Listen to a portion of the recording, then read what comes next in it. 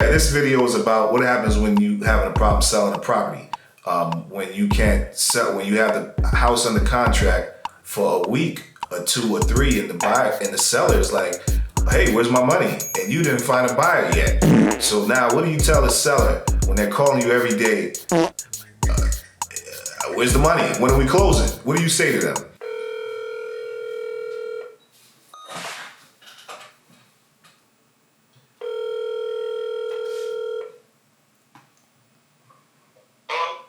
Hey, Hey, what's up?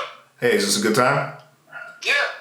Okay, well, I have some good news and I have some bad news. Alright, let's start with the bad and we'll work on the good. How's that? Well, the bad news is my partner, we started off at 150. He originally wanted to do it 150. And, I thought we had a deal. And then 150 became 145. And now he's telling me he's telling me it's just too far away for us. We mainly buy. And we ran our marketing campaign all over the state. And we were able to make a couple deals. Like we just bought one in Warren the other day.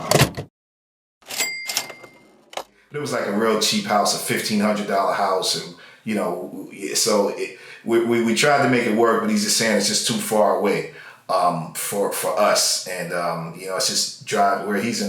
It's like a 2 or 3 hour drive back and forth, and he just told me we don't really buy in that area.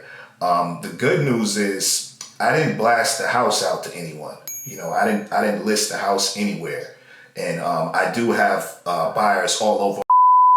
And if you give me another week, I may be able to bring a cash buyer. Another bad news is that it may be a few people needing to come look inside the house. I know you originally said you didn't want a bunch of people coming in and out of your house. So, and that's why I didn't list the property, because I originally was hoping that we could make it happen. But, this is my partner. If I don't get the okay from him, then, we can't do it. It's a 50-50 joint venture with me and him. And he's the actual carpenter who's on the ground. Like I told you, I'm in Phoenix, and I kind of just look for deals, and sometimes I come out there and help him with the flips when he needs help construction wise. But I think we will be able to find a buyer, but I'll need another week. So if that's okay with you, then give me another week to kind of blast it out to maybe a few days. Maybe really just a few days. I may just have somebody come by tomorrow. I'll have to start tonight. We've been working on it all day, to tell you the truth. Give me a few more days, and I can hopefully have some serious people interested, and you can get paid. If not, you're free to do whatever you need to do to sell your house fast. I don't want to hold you up in any way, and I apologize that it took this long for us to come to the decision that it wasn't the right fit for us. All right, well, yeah, try to, you work on your end of it. Go from there, man. Okay, I believe we should be able to make it happen. Like I said, I'll just need to, blast it out. So just give me a couple more days. Like I said, I may have somebody interested coming by tomorrow, but like I said, it won't be my guy. So it'll be somebody who's hopefully an end buyer, somebody like a family that needs a house that size. 'Cause it's been kind of tight investor-wise, the price. Because typically, we do wholesale deals, and we try to find under market houses. Yours house is priced kind of, you could probably, it's kind of high. It's kind of up there. We typically buy, cheap, ran down houses, and you really have a nice house. There are other creative financing options, but I don't think they will work for your situation. So we're trying to just do a cat. Well, What's the creative financing situation? What I really need to do is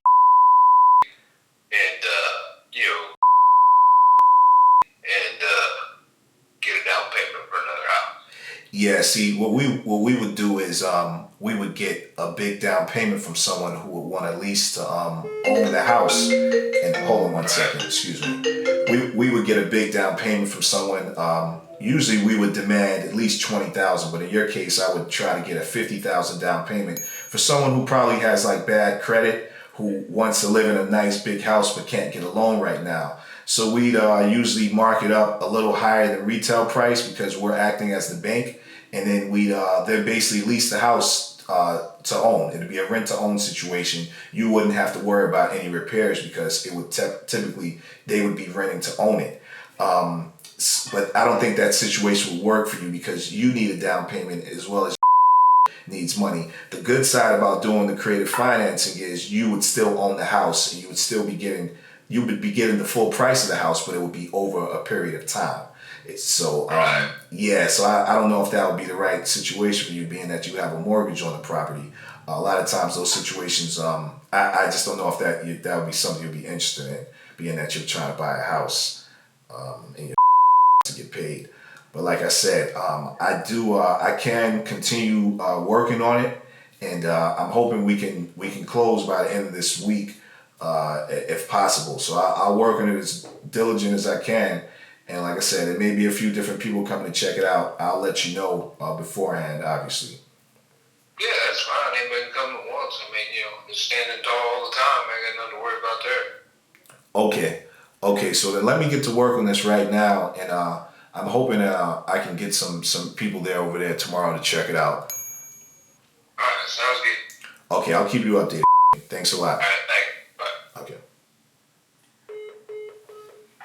Hey.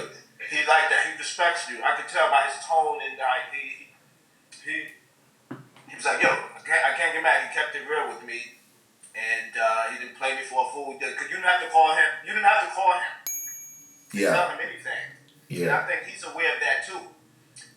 You reached out to him, which is also good. He didn't like call you up like, "Yo, what's going on?" Although he was at the near, he wanted to, but he already knew he spoke to you already. He texted you. It sounded like he was open for the creative financing too. He was open for the creative financing. Yeah, he definitely sounded like he was. Over purchase price. Okay, shit. Yeah. It just go back to once they get to the point where they realize they can't get that high price that they originally had in their mind, then they have to start. You bring them back to reality, and you bring them back to reality with the truth. It's like, yo, I've been trying to sell this. We're selling at retail. We're wholesalers. We're trying to buy this at a discount. You have a nice ass house and you got a mortgage that we're basically paying your interest for you. That's what you're coming out a winner, because we're about to make your credit look real good. And then we're going to be stuck with this house that we're trying to sell for retail, hoping we get what we paid for it. That's what the situation looks like right now. Yeah, that's true. Hoping we get that after closing and all that, hoping we could sell it for $170. You know what too, bro? We never called back that girl that I had in Carolina. Let's call it right now.